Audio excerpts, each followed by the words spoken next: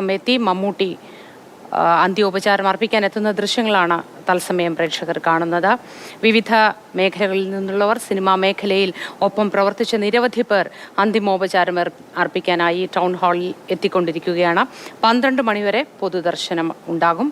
അതിനുശേഷമായിരിക്കും ആലുവയിലെ വീട്ടിലേക്ക് കൊണ്ടുപോവുക.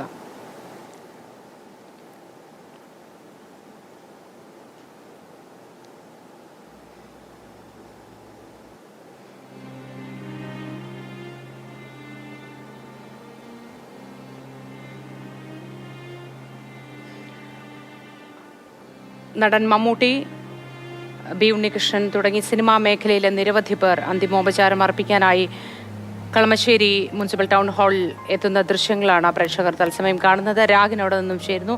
രാഗിൻ, 8:30 ലിസി ആശുപത്രിയിൽ നിന്നും ഭൗതിക ശരീരം കളമശ്ശേരി ടൗൺ ഹാളിലേക്ക് കൊണ്ടുവന്നിട്ടുണ്ട്. നിരവധി പേർ എത്തുന്നത് ദൃശ്യങ്ങളിൽ കാണുന്നു. ആരൊക്കെയാണ് അന്തിമോപചാരം അർപ്പിക്കാനായി എത്തിക്കൊണ്ടിരിക്കുന്നത്? ഒരുപാട് പേർ എത്തിയിട്ടുണ്ട് എന്ന് ദൃശ്യങ്ങളിൽ മനസ്സിലാവുന്നുണ്ട്. കവിയൂർ പൊന്നമ്മയുടെ മൃതദേഹം അല്പസമയം മുമ്പാണ് ഈ കളമശ്ശേരി ടൗൺ ഹാളിലേക്ക് കൊണ്ടുവന്നത്. ഇവിടെ നിരവധി പേർ അന്ത്യാഞ്ജലി അർപ്പിക്കാൻ എത്തുകയാണ്. ഇപ്പോൾ നടൻ മമ്മൂട്ടി ഇപ്പോൾ ഇവിടെ എത്തി ഒരു നോക്ക് കണ്ടു. അവസാനമായി കവിയൂർ പൊന്നമ്മയെ, അതോടൊപ്പം തന്നെ അന്ത്യാഞ്ജലി നേർന്നു.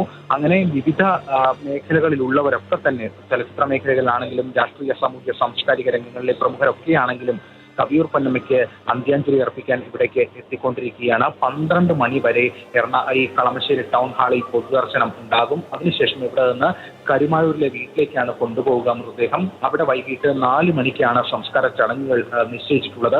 ഏകദേശം 700-ൽ പരം സിനിമകളാണ് കവിയൂർ പൊന്നമ്മ അഭിനയിച്ചിട്ടുള്ളത്. അതുകൊണ്ട് തന്നെ ഒട്ടനവധി താരങ്ങൾക്കൊപ്പം, ഒട്ടനവധി നടന്മാർക്കൊപ്പം ഒക്കെ തന്നെ കവിയൂർ പൊന്നമ്മ അഭിനയിച്ചിട്ടുണ്ട്. അങ്ങനെ എല്ലാവരുമായും സിനിമാ മേഖലയിലൊക്കെ തന്നെ വലിയ ബന്ധം പുലർത്തുന്ന ഒരു ആളുകൂടിയായിരുന്നു കവിയൂർ പൊന്നമ്മ. മാത്രമല്ല പ്രേക്ഷകരുമൊക്കെയായി ഏറ്റവും കൂടുതൽ കണക്ട് ചെയ്യപ്പെട്ട, ഏറ്റവും കൂടുതൽ അവരുമായി സംവദിച്ച, തീർച്ചയായിട്ടും രാഗിൻ, നിരവധി സിനിമകളിലൂടെ അഭ്രപാളിയിൽ നിറഞ്ഞു നിന്ന കഥാപാത്രം ഇപ്പോഴിതാ ഒരു ഓർമ്മയായി അവശേഷിക്കുന്നു. അന്തിമോപചാരം അർപ്പിക്കാൻ സ്വന്തം മേഖലയിൽ നിന്ന്, സിനിമാ മേഖലയിൽ നിന്ന് ഒപ്പം പ്രവർത്തിച്ച നിരവധി പേരാണ് എത്തിക്കൊണ്ടിരിക്കുന്നത്.